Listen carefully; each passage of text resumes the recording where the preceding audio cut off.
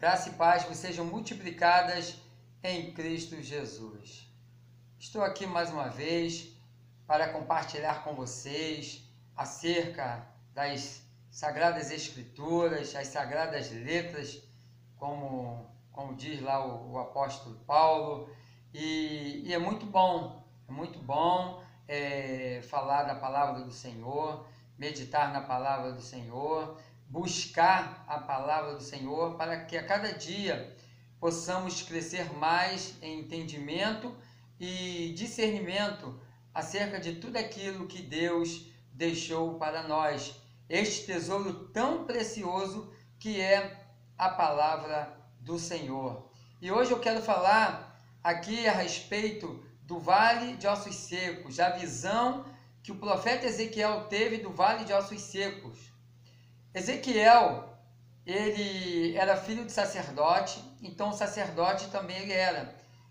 Mas antes de iniciar o seu ministério sacerdotal, Deus chama ele como profeta para profetizar ao povo de Israel. Deus falou para ele: olha, meu filho Ezequiel, estou te chamando para profetizar não a um povo de estranha fala, mas a um povo de uma linguagem bem conhecida tua, um povo de fronte obstinada. Você vai falar para eles, você vai pregar para eles, mas eles não vão querer ouvir, mas eles vão ter que saber que teve um profeta no meio deles para falar com eles, para avisar a eles que eles estão andando no caminho errado.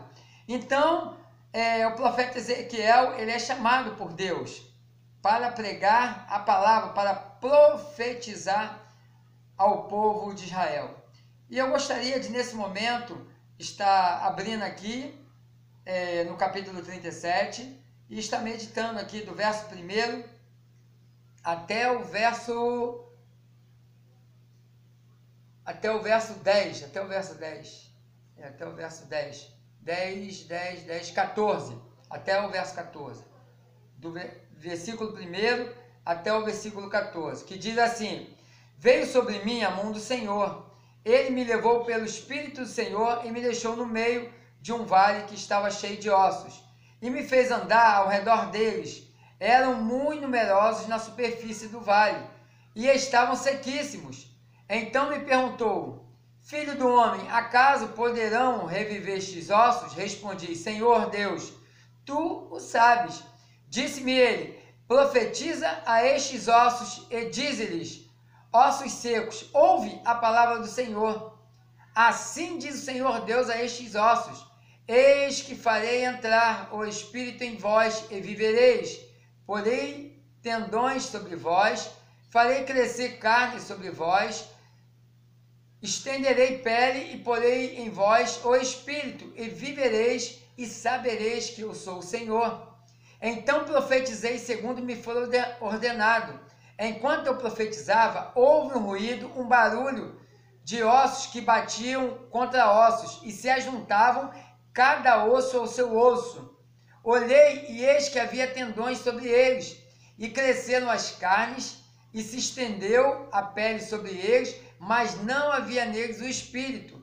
Então ele me disse: profetiza ao Espírito, profetiza, ó filho do homem, e dize-lhe: assim diz o Senhor Deus: vem dos quatro ventos, ó Espírito, e assopra sobre estes mortos para que vivam.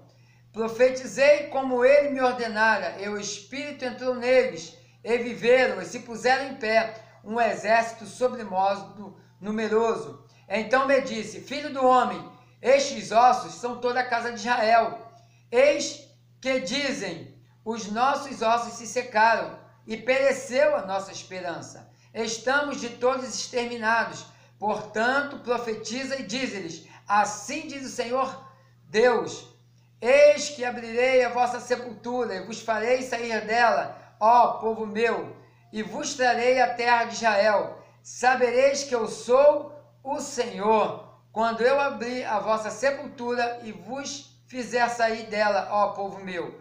Porei em vós o meu espírito e vivereis, e vos estabelecerei na vossa própria terra. Então sabereis que eu, o Senhor, disse isto e o fiz, diz o Senhor dos Exércitos, o Deus Todo-Poderoso. Em meio a momentos de tribulações, a momentos de cativeiro, em que o povo de Israel se encontrava, é um profeta chamado por Deus. Este profeta, Ezequiel, filho de Buzi, da linha sacerdotal, mas Deus o chama como profeta. E ali, nesse chamado como profeta, chega um momento que Deus leva Ezequiel a um vale em espírito, em uma visão espiritual, e mostra a ele um vale onde havia uma numerosa multidão, multidão de ossos, tinha muitos ossos, era numeroso, e estava na superfície do vale, e estavam sequíssimos, estavam sem vida nenhuma, não havia pele, não havia carne, não havia o espírito vivificante, porque estavam sequíssimos.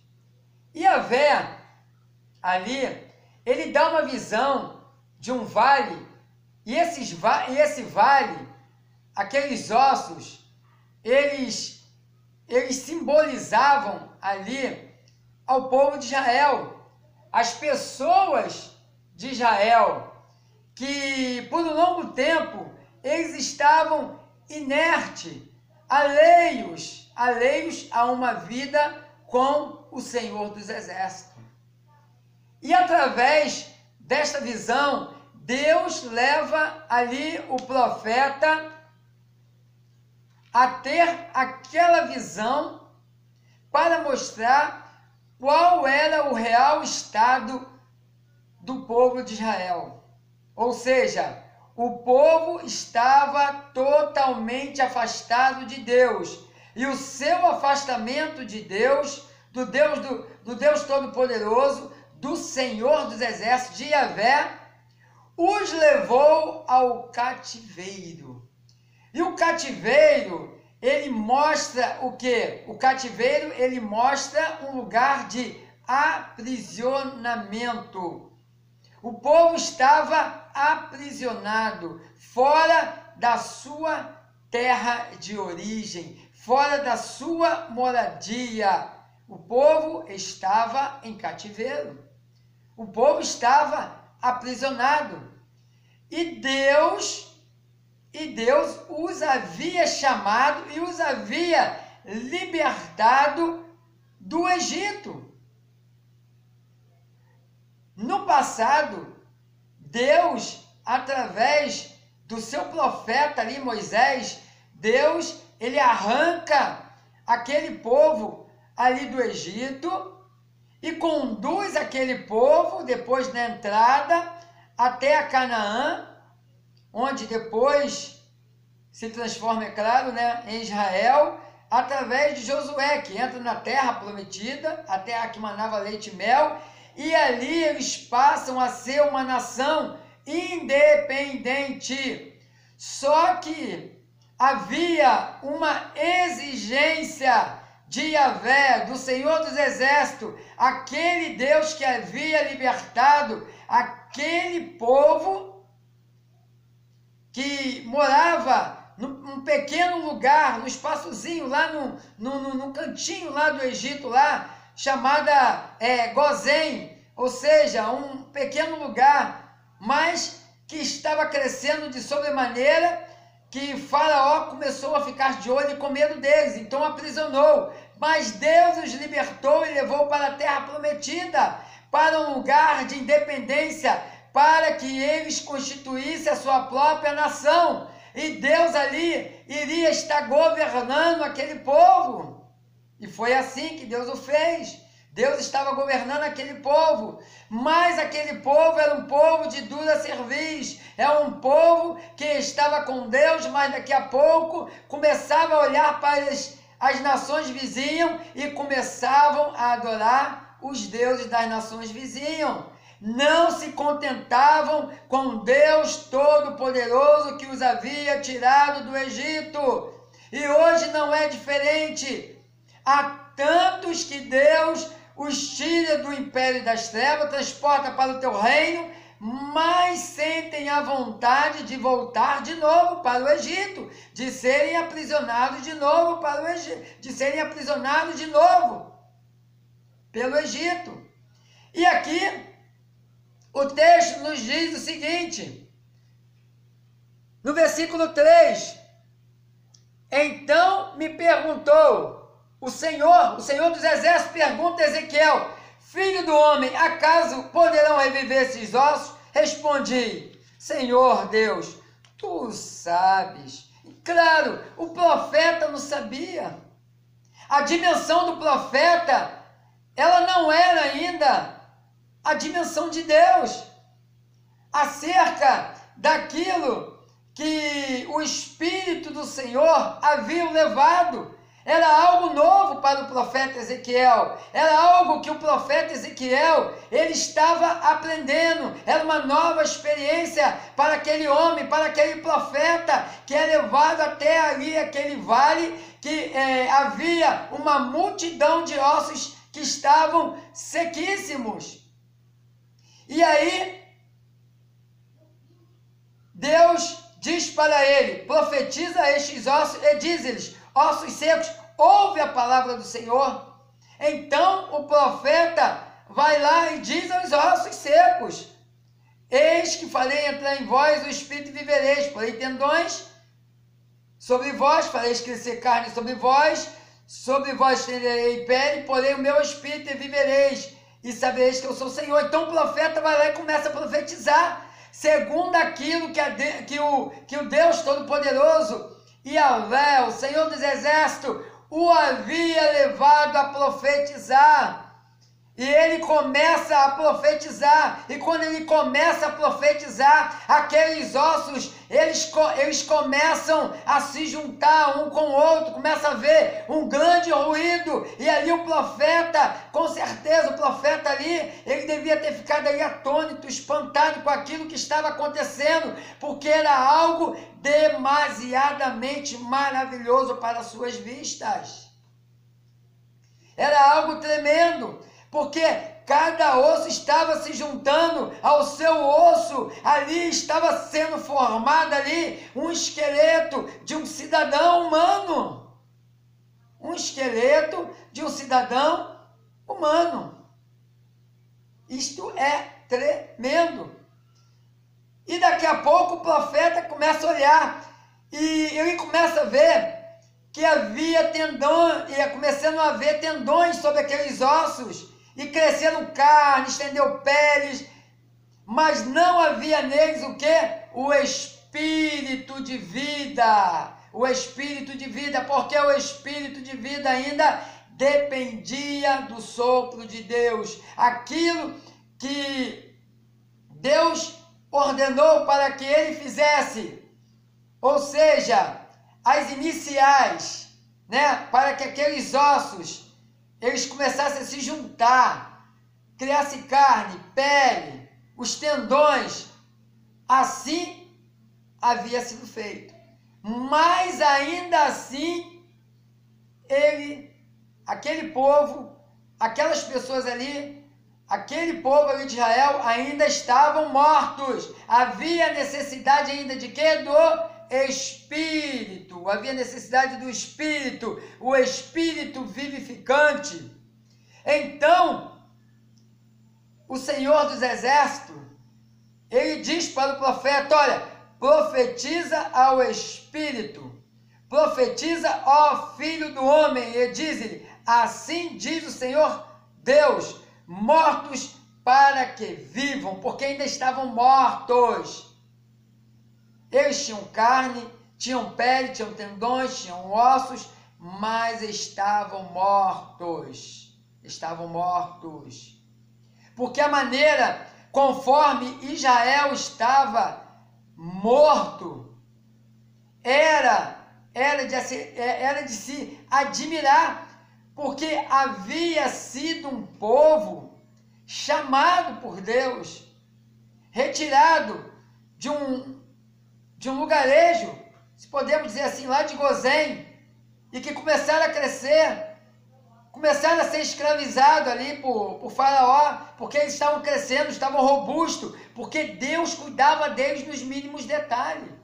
Deus cuidava, porque havia uma promessa de Deus, que Deus havia feito a Abraão. Quando Deus chama Abraão, Deus faz uma promessa, que dele sairia uma grande nação. E esta nação foi constituída, essa nação, ela ganhou ali a sua terra, o seu território, se apossar no território. Quer dizer, tudo foi sendo feito paulatinamente, porque tudo que Deus faz na nossa vida é sempre numa crescente. Mas ali, a nação, ela estava aprisionada, ela estava morta espiritualmente, porque havia se desviado do seu Deus, do seu Senhor, o Senhor dos exércitos, Yahvé. Então ele diz aqui: vem dos quatro ventos, ó Espírito, assopra sobre este morto para que vivam. Profetizei como ele me ordenara, e o Espírito entrou neles, e viveram e se puseram em pé um exército sobre modo numeroso. E aqui eu fiz aqui algumas anotações aqui a respeito aqui desses quatro ventos. Aqui havia esses quatro ventos, eles simbolizavam quatro reinos. O primeiro, a gente vê, era o reino que? Era o reino da Babilônia. Era o reino de Nabucodonosor. E ele era como que? Ele era como um leão e tinha asas de águia. Como diz lá o profeta Daniel. E daqui a pouco, ele olha e vê um segundo animal, o profeta Daniel, semelhante a um urso, o qual se levantou de um lado, tendo na sua boca 3 costelas entre os seus dentes. Ele foi-lhe dito: levanta-te e devora muita carne. Era o Império Medo-Persa. O terceiro, o profeta Daniel, e continua olhando lá no capítulo 7 de Daniel, e ele vê o quê? Um outro animal semelhante a um leopardo.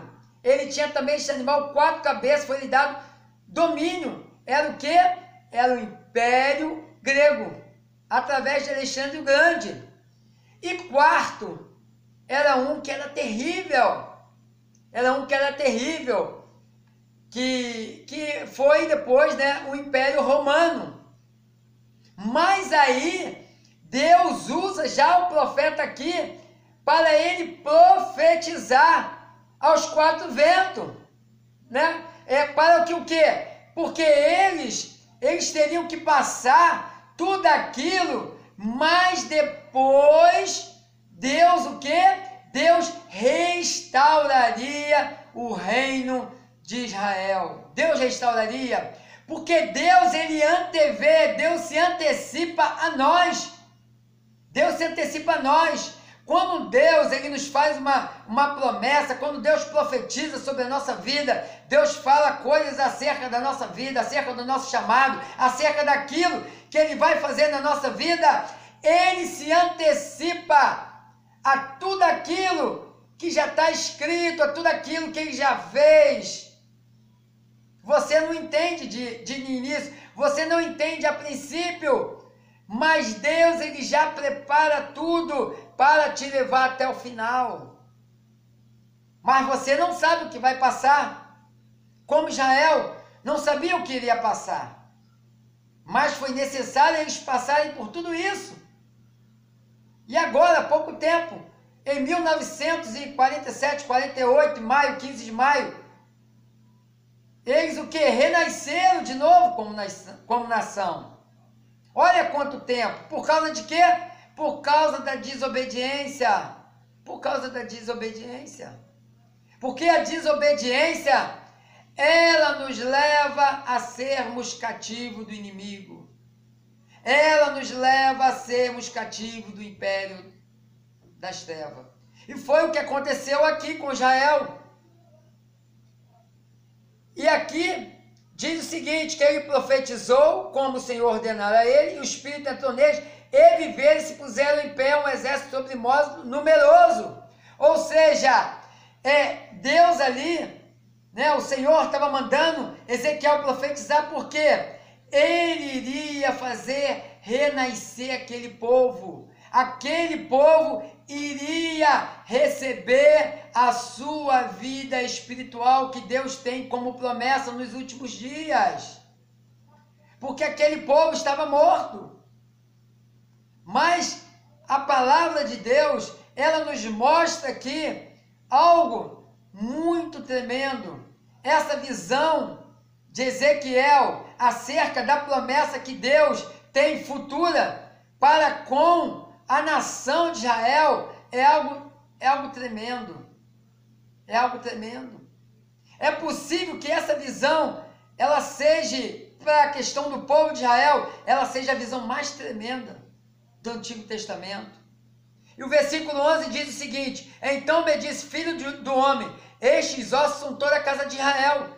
Eis que dizem nossos ossos, se secaram e pereceu a nossa esperança. Estamos de todos terminados. Só que Deus, ainda que todo aquele povo havia pecado, havia transgredido as leis de Deus, Deus tinha uma promessa para com aquele povo.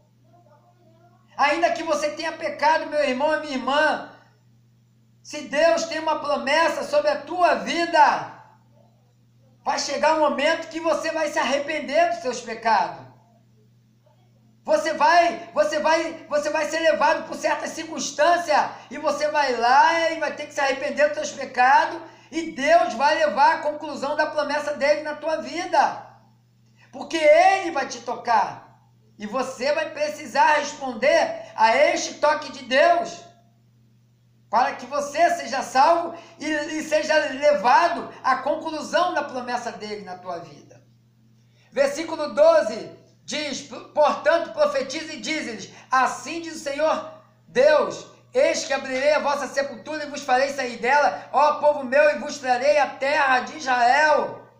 Sabereis que eu sou o Senhor, quando eu abrir a vossa sepultura e vos fizer sair dela, ó povo meu. Porém, vós o meu espírito e vivereis, e vos estabelecerei na vossa própria terra. Então sabereis que eu sou o Senhor. Disse isto e o fiz, diz o Senhor. Eles voltaram depois do cativeiro, depois de 70 anos. Eles voltaram. Reconstruíram o templo, reconstruíram o muro. É verdade, depois de 70 anos, eles reconstruíram. Mas eles tiveram que passar situações difíceis. Passaram situações difíceis por causa da obediência. E esta palavra, ela nos serve de ensinamento. E você hoje, você pode estar afastado de Deus. Acaso, Senhor, pode reviver, Senhor, os meus ossos que estão sequíssimos, Senhor? A minha vida que está sequíssima, Senhor.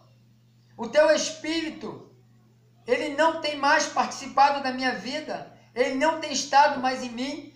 Será que, porventura, Senhor, ainda há esperança para mim? E assim diz o Senhor para você, há esperança para você se você se arrepender dos seus pecados. Deus se voltará para você e trará de volta o Espírito Santo dele sobre a tua vida. Ele vai renovar a tua vida e vai fazer de você uma nova pessoa. Basta que você confesse seus pecados e se arrependa e se volte para ele. E assim ele fará na tua vida, diz o Senhor. Assim como foi para com Israel. Porque aquele povo estava perguntando, estavam sofrendo, né? Será que há esperança para nós? Nós estamos totalmente secos. Será que há esperança para nós? E Deus, ele sempre nos dá uma esperança. Enquanto a vida, Há esperança, meu irmão e minha irmã. Há esperança, caro ouvinte, enquanto tem vida. Há esperança para você. Porque a palavra de Deus, ela nos mostra. E assim, aquele povo, depois de 70 anos, eles voltaram e reconstruíram o templo lá de Israel, reconstruíram os muros. A gente vê lá no livro de Neemias, lá em Êxodos, né? Mas depois, de novo, foram cativos pelo Império Medo-Persa, Império Grego, Império Romano. E aí foi a época que veio Jesus, o nosso Salvador. E Jesus, ele trouxe a esperança, o Messias prometido. Ele veio, ele deu a sua vida para nos salvar. Foi derramado seu sangue para nos remir dos nossos pecados, para nos curar das nossas enfermidades. O castigo que nos traz a paz estava sobre Jesus e pelas suas pisaduras, pelo seu sofrimento, nós fomos sarados. E ao terceiro dia, ele pegou as chaves que estavam nas regiões mais baixas da terra, foi lá e nos ressuscitou. Junto com ele, nós fomos ressuscitados. Ele pegou as chaves lá da nossa vitória. Ó morte, onde está o teu aguilhão? Porque a vitória é do povo de Deus, amém? Que Deus possa estar te abençoando, possa estar te alertando através desta palavra. Acaso posso reviver no dia de hoje? Claro que pode. Basta que você se arrependa dos seus pecados, peça perdão a Deus e volte para o Senhor. Se reconcilie com o Senhor e Ele dará a você uma nova oportunidade de vida, uma nova oportunidade de salvação, porque assim disse o Senhor para você, caro ouvinte, para você, caro irmão, cara irmã, em o nome de Jesus. Amém. Graça e paz.